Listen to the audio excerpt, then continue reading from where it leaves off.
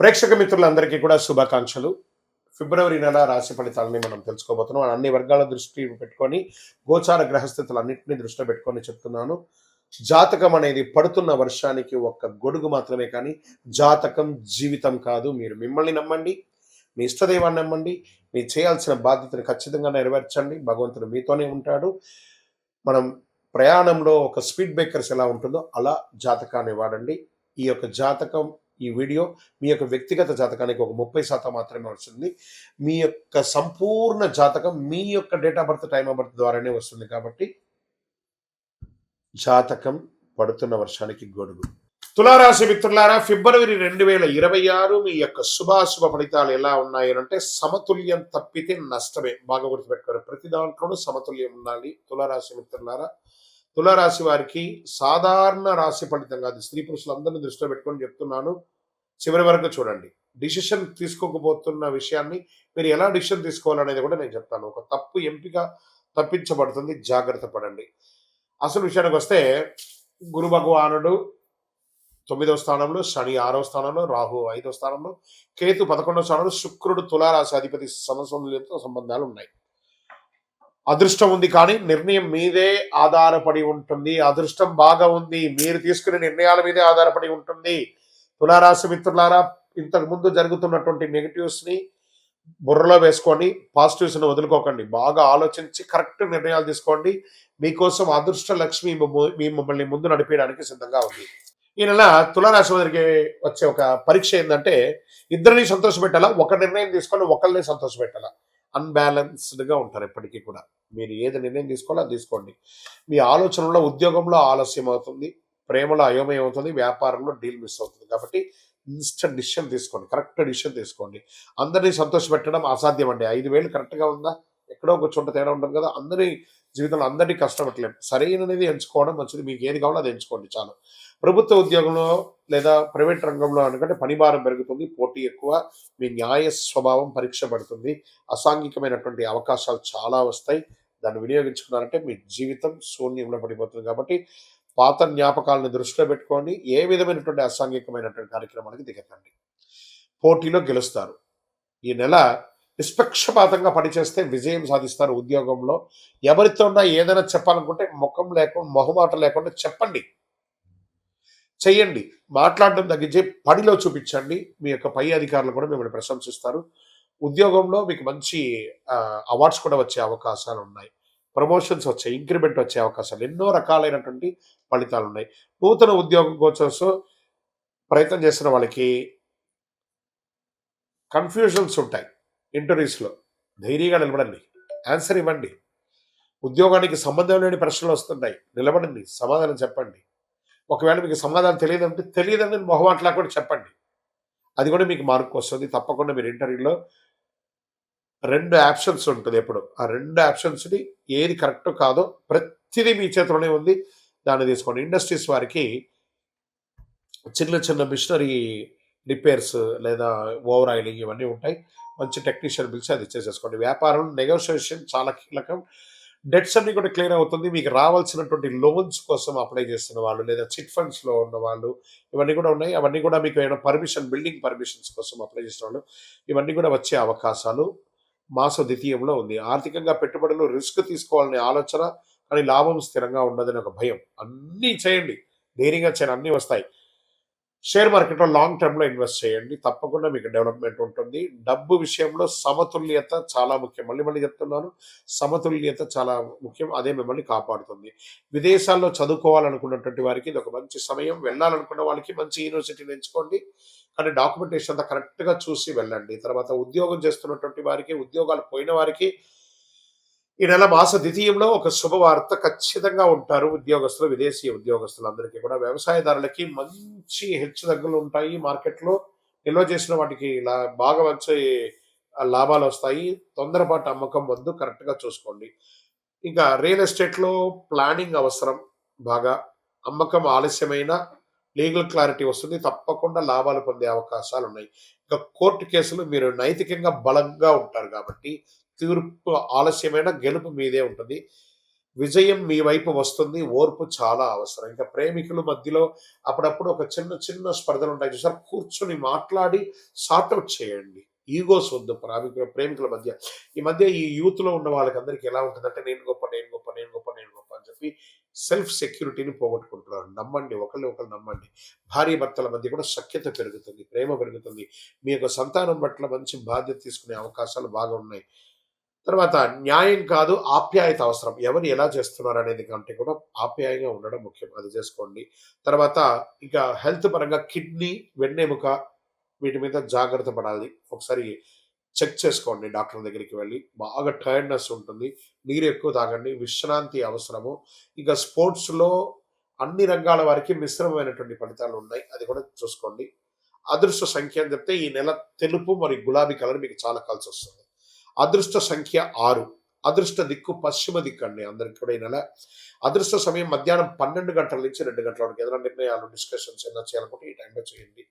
ముఖ్య నిర్ణయాలు ఈ సమయంలో చేసుకోవడం మంచిది. ఇక శుక్రవారం లక్ష్మీ ఆరాధన చేయండి. తల్లిన వస్తువులు దానం ఇవ్వండి. అనవసరపు వాదనలు తగ్గించండి. మీ వయస్సు ఎంత ఉందో అన్ని దీపాలను మీ ఇష్టదైవం, కులదైవం దేవాలయంలో వెలిగించండి. ఈ నెల మీరు స్పష్టంగా నిర్ణయం తీసుకుంటే అద్భుతమైనటువంటి ఫలితాలు రానున్న సంవత్సరం అంతా ఉంటుంది. నిర్ణయం శక్తిని పెంచే ఒక సమయం. భవిష్యత్తును భయపెట్టే ఒక విషయం కాదు నేను చెప్పేవాడిని కూడా. గ్రహస్థితులు ఖచ్చితంగా అన్ని వర్గాలు కూడా అనుకూలంగా ఉంది. జాగ్రత్త పడండి తులారాశి మిత్రులారా. మీ యొక్క వ్యక్తిగత జాతకానికి మీ పేరు, date of birth, time of birth, place of birth WhatsApp చేయండి. మీ యొక్క ఇష్టదైవ దేవాలయంలో మీ వయస్సు ఎంత ఉందో అన్ని దీపాలను నెలకొకసారి వెలిగించండి. అతి శక్తివంతమైనటువంటి 48 రోజులు పూజ చేసినటువంటి కరుంగాలి మాలను ధరించండి. ఆరోగ్యంగా, ఐశ్వర్యంగా ఉండండి. నెగిటివ్స్ అంతా తొలగిపోతుంది. ఇంకనూ మీ యొక్క వ్యక్తిగత జాతకం కోసం మీ పేరు, మీ date of birth, time of birth, place of birth WhatsApp చేయండి. మా అడ్మిన్స్ మీకు రిప్లై ఇస్తారు. రథసప్తమి. ఈ రథసప్తమి అంటే ఏంటి అసలు? అసలు ఎందుకు చేయాలి? ఆ రోజు చేయవలసిన విశేషాలు అంటే సూర్య జయంతి అని కూడా చెప్పచ్చు. ఆరోగ్యాన్ని ఇచ్చే ఒక అద్భుతమైనటువంటి ఒక డే, హెల్త్ డే అని కూడా చెప్పచ్చు. అందరికీ నమస్కారం. రథసప్తమి అంటే కేవలం ఒక పండుగ కాదు, ఇది సూర్యుని యొక్క మహోత్సవం. అందరూ కూడా సూర్య నమస్కారం అంటుంటారు చూసారు. ఆ 12 నమస్కారాలు బెండ్స్ అంతా చేయకుండా సూర్యుడికి చేసుకుంటే శరీరంలో ప్రతి అవయవం కదులుతుంది. ఫస్ట్ ఆరోగ్యం అంటేనే సూర్యుడు, సూర్యుడు అంటేనే ఆరోగ్యం. మాఘమాసం శుక్లపక్షం సప్తమి తిథి నాడు సూర్యుడు తన దివ్య రథంపై ఉత్తరాయణ ప్రయాణం ప్రారంభిస్తారు. శాస్త్ర విశ్వాసం ఇది. అంటే దక్షిణాయనం అయ్యి ఉత్తరాయణ ప్రారంభం కావాలి కదా. 7 గుర్రాల మీద కూర్చొని, రథం మీద కూర్చొని సూర్యుడు తన యొక్క యాత్రను ప్రారంభిస్తున్నట్ట 7 దిక్కులకి. అంటే అందరూ ఆరోగ్యంగా ఉండాలని ఆయన ప్రారంభించేశారు. అందుకని దీన్ని సూర్య జయంతి అని కూడా అంటారు. సూర్యుని రథానికి 7 గుర్రాలు, ఇవి 7 వర్ణాలు, 7 రోజులు, 7 శక్తులు సూచిక. ఈరోజు చేసిన సూర్యారాధన వల్ల ఆరోగ్యం, శక్తి, తేజస్సు, దీర్ఘాయుస్సు లభిస్తాయని శాస్త్రోక్తి. చేస్తే మంచిది కదా. అర్క స్నానం, ఈ జిల్లేడాకు ఉంటుంది కదా, ఆ జిల్లేడాకుని నెత్తి మీద పెట్టుకొని తల ముందు నువ్వుల నూనెతో చక్కగా శరీరంతో అభ్యంగన చేసి సూర్యుడు ఉదయించగానే లేచి వారికి నమస్కారం చేసి ఆ జిల్లేడాకు పెట్టి మంచి వేడి నీళ్లతో స్నానం చేసి అది పడుతుండగా ఆ ఆకుని కింద పడేయకుండా చేయాలి స్నానం. అదే నీళ్ళ యొక్క ఫోర్స్తో పడిపోవాలి. పెట్టుకోవడం మాత్రం మన బాధ్యత. అది జిల్లేడాక అంటే అవును, అక్కడే శ్వేతార్క మూల నివాసాయ. ఆయన శ్వేతార్కం అంటే ఆయనకి చాలా ఇష్టం, తెల్లటి జిల్లేడు అంటే. ఆ అర్కం ఎలా పెట్టుకోవాలి? ఆకులు తల, భుజాలు, మోకాళ్ళపై ఉంచుకొని స్నానం చేయాలి. ఇది రోగ నివారణకు ఒక అద్భుతమైనటువంటి శక్తి. కాబట్టి ఆన్లైన్లో తెచ్చుకొని, సిటీలో ఉన్న వాళ్ళకి దొరకవచ్చు, ఆన్లైన్లో తెచ్చుకొని, లేదా కొంచెం అటుపక్క అలా వెళ్ళండి. ఊరు బయట వెళ్ళాలంటే ఎక్కడ పడితే అక్కడ జిల్లేడు చెట్టు ఉంటుంది, తెంచి పెట్టేసుకొని కవర్లో పెట్టేసుకోండి, చక్కగా తీసుకోండి. ఇంకా తూర్పు దిశగా నిలబడి సూర్యుడికి అర్ఘ్యం నీళ్లు వదలడము. ఓం హ్రీం హ్రీం హ్రౌం సహ సూర్యాయ నమః అనే మంత్రాన్ని జపం చేసి నీళ్లు వదలండి. మళ్ళీ చెప్తున్నా, ఓం హ్రీం హ్రీం హ్రౌం సహ సూర్యాయ నమః అని 7 సార్లు కానీ 12 సార్లు కానీ నీళ్లు వదిలి జపం చేయండి. చాలా బాగుంటుంది. ఇంకా జనరల్గా యోగా పద్ధతిలో సూర్య నమస్కారం అనేది ఉంటుంది కదా, ఆ పద్ధతి ప్రకారం దానికి ఒక్క సూర్య నమస్కారాన్ని 7 సార్లు చేయాలి. అంటే 12 కలిపితే 1, దాన్ని అలా 7 సార్లు చేయండి. సంవత్సరానికి కావాల్సిన ఎనర్జీ నకసిక పర్యంతం ఆరోగ్యం అంతా బ్రహ్మాండంగా అయిపోతుంది. ఆరోగ్యం సూర్యానుగ్రహం వల్లే లభిస్తుంది కాబట్టి రథసప్తమి నాడు చేసిన సూర్యారాధన సంవత్సరంతో శక్తినిస్తుంది. అద్భుతమైనటువంటి విశేషాలను పొందుతా. ఈరోజు ఏం చేయాలి? ఉదయం లేవగానే అద్భుతంగా పెద్దవాళ్ళకి నమస్కారం చేయాలి. మంచి ఒక చెట్టు నాటాలి. ఒక్క చెట్టు అయినా ఈరోజు నాటాలి అని చెప్పడం దీంట్లో ఎలా ఉంటుందంటే ఆ రోజు విశిష్టత ఏం చెప్పుకోవాలంటే సూర్య జయంతి కూడా అని పిలుస్తారు. ఆరోగ్యం, దీర్ఘాయుషు, తేజస్సు, మహాశుభదనం, శరీరం నుండి అలసట, రోగ నివారణకు అనుకూలం, పితృదోషాలని తొలగిపోతాయి రేపు కానీ ప్రార్థన చేస్తే. ఉదయం సూర్యోదయానికి ముందే లేచి తూర్పు దిశగా నిలబడి సూర్య నమస్కారాలు చేసి ఏం చేయాలి? మన నైవేద్యం ఏం చేయాలి? బెల్లం పొంగలి, తీపి పొంగలి, గోధుమ, బెల్లం, నెయ్యి ఇవన్నీ కూడా దానం ఇయ్యచ్చు, నైవేద్యంగా పెట్టచ్చు. మహాశివరాత్రి ఫిబ్రవరి 15వ తారీఖున 2026 మహాశివరాత్రి వస్తుంది. ఇక శివరాత్రి అనగానే అందరూ దేవాలయాలకు వెళ్ళి అభిషేకారాధన చేసేసుకొని చాలా అద్భుతంగా చేస్తారు కదా. కాస్త దాని గురించి కొంచెం ఎన్లార్జ్ చేసి చూద్దాం. శివరాత్రి ఒక్క రాత్రి జీవితాన్ని మార్చే శక్తి అండి. ఆ శివుడు గరళకంఠుడు భోళాశంకరుడు మనకందరికీ అనుగ్రహం ఇచ్చే అందరికీ ఒక శుభదినం చెప్పచ్చు. నమస్కారం భక్తులారా. మహాశివరాత్రి అంటే కేవలం ఉపవాసం కాదు, కేవలం జాగరణ కాదు. ఇది మనలో అజ్ఞానాన్ని చీల్చి చెండాడి రాత్రి.